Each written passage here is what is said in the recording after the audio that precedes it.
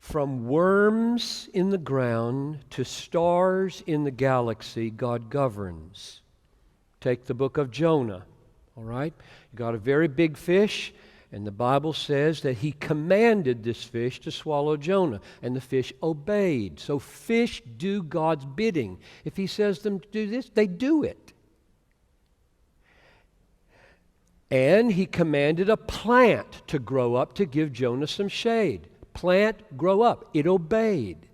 Plants do the bidding of God. Then he commanded a worm to kill the plant, to make Jonah hot and scold him for his bad attitude about Nineveh. So the worm obeyed. I take this totally seriously.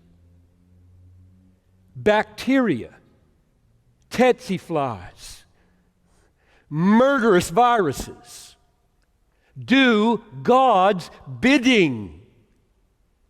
They're not free any more than the worm or the whale or the plant just happened to grow up. God sees everything, and if anything is about to happen that he doesn't want to happen, he just says, stop, and it obeys. And if it didn't stop, he didn't tell it to stop, which means he's got a plan for it. Or the stars. Lift up your eyes and see who created these. He who brings out their host by number, calling them all by name, by the greatness of his might, and because he is strong in power, not one of them is missing. Why are stars where they are, doing what they do? He is mighty in power. That's why. I'm totally not a naturalist. I see fingers of God in the atom and in the galaxies all the time, every millisecond of history, controlling everything.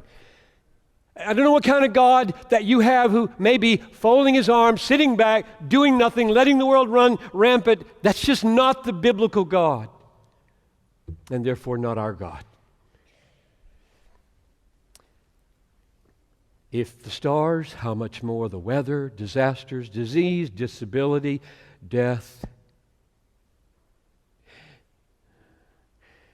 Psalm 147, verse 15. He sends out his command to the earth. His word runs swiftly. He gives snow like wool. They had 40 inches last week in the Smoky Mountains. God did that. He hurls down his crystals of ice like crumbs. Who can stand before his cold? I love living in Minnesota.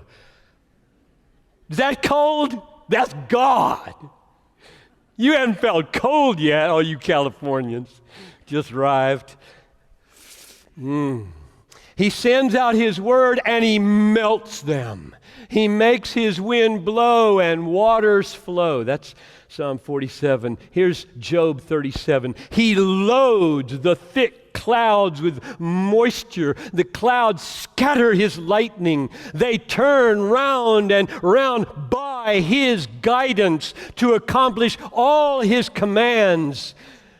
He commands them, and on the face of the inhabitable world, he does his bidding, whether for correction or for his land or for love, he causes it to happen. I love how clear the Bible is about the sovereignty of God over the natural world.